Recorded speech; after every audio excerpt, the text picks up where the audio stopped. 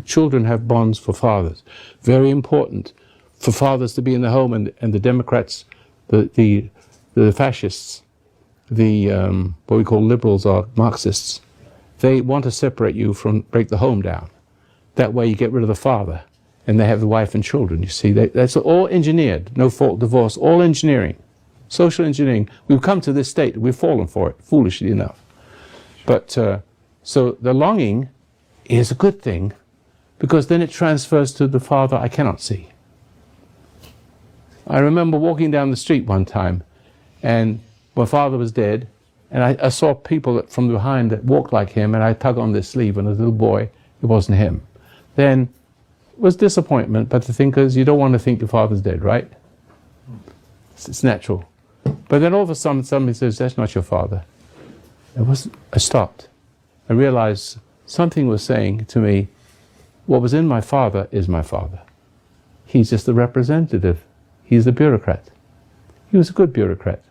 And if you hate your father, who's a bad bureaucrat, you're stuck with your mother, because you're born bonded to her, and every child ever born is bonded to the woman, and it's up to the man not to be bonded to the woman. Not only that, so he can tear them away from the mother's love, so that they love him only, and she loves. So the children love the mother who loves the father who loves God. Perfect order. So the father is not prideful. He is humble before God, but strong before everybody else, with his strength, not his own ego strength. You know, for decades now, the Democratic Party has used a very calculated, almost surgical form of gaslighting, one that has convinced millions that somehow the absence of a father in the home is somehow normal, even empowering. Now, of course, they didn't just come out and say it. No, it was far more subtle. They did it through media, through policy, through education.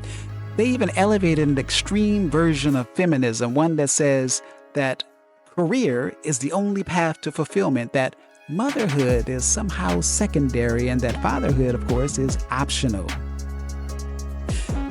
That the government, not the family, should be the foundation of your life. So let's ask a couple of questions. Since when do we start believing that the natural, not normal, natural order of things, mother, father, children, was outdated? Since when did it become revolutionary to believe a father actually matters? Because here's the truth. By 2020, over 18 million U.S. children were growing up without a father in the home. That's 1 in 4. And those kids are 4 times more likely to face poverty. They're 7 times more likely to get pregnant as teens, and twice as likely to drop out of high school. Now, does that sound like empowerment to you? No, that's sabotage. But luckily now you can kind of feel the shift in the air. People are becoming unwoke. What was flipped upside down is now finally turning right side up.